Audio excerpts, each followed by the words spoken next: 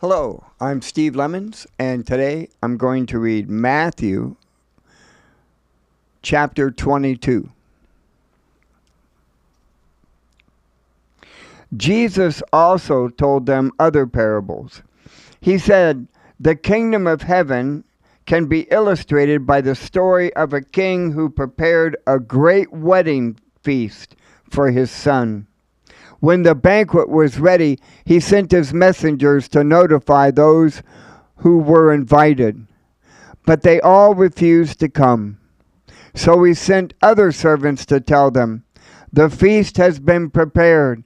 The bulls and fattened cattle have been killed, and everything is ready. Come to the banquet.' But the guests he had invited ignored them and went their own way, one to his farm, another to his business. Others seized the messengers and insulted them and killed them. The king was furious, and he sent out his army to destroy the murderers and burn their town. And he said to his servants, 'The wedding feast is ready, and the guests I invited aren't worthy of the honor. Now go out into the street corners and invite everyone you see.' So the servants brought in everyone they could find, good and bad alike, and the banquet hall was filled with guests.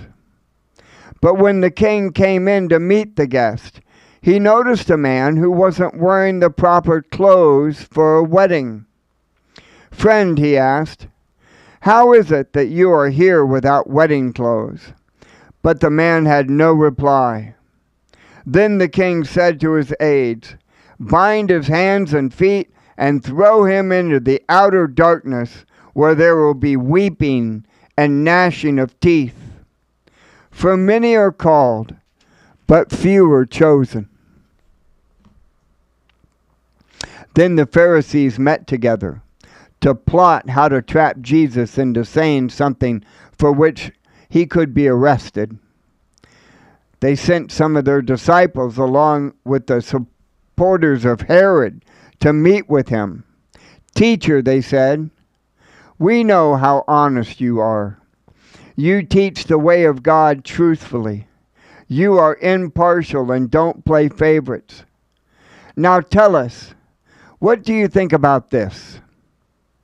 Is it right to pay taxes to Caesar or not?'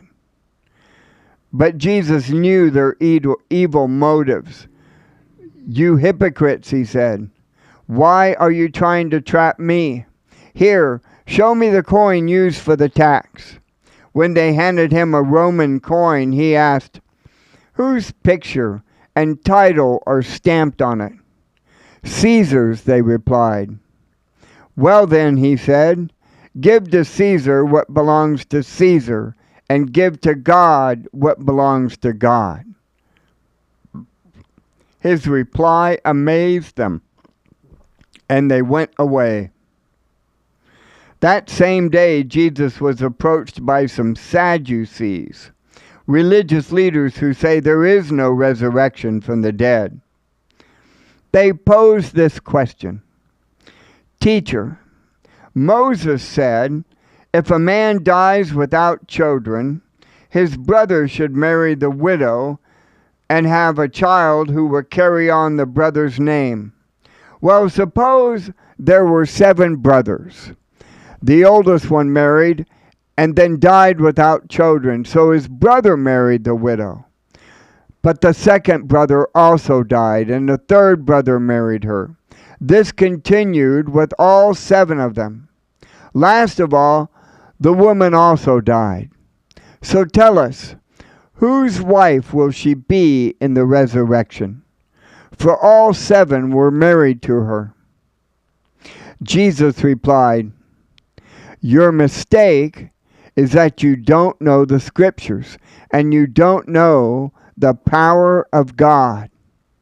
For when the dead rise, they will neither marry nor be given in marriage. In this respect, they will be like the angels in heaven.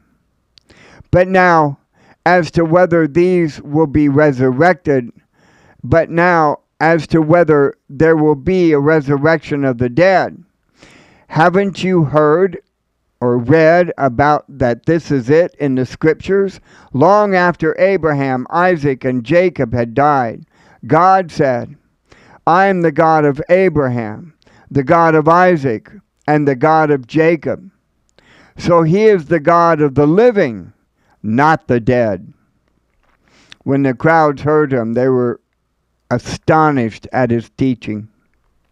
But when the Pharisees heard that he had silenced the Sadducees with his reply, they met together to question him again. One of them, an expert in religious law, tried to trap him with this question. Teacher, which is the most important commandment in the law of Moses? Jesus replied, You must love the Lord your God with all your heart, with all your soul, and all your mind. This is the first and greatest commandment. A second is equally important. Love your neighbor as yourself. The entire law and all the demands of the prophets are based on these two commandments. Then, surrounded by the Pharisees, Jesus asked them a question. What do you think about the Messiah? Whose son is he? They replied, He is the son of David. Jesus responded, Then why does David, speaking under the inspiration of the Spirit, call the Messiah my Lord? For David said, The Lord said to my Lord, Sit in the place of honor at my right hand, until I humble your enemies beneath your feet. Since David called the Messiah my Lord, how can the Messiah be his son? No one could answer him.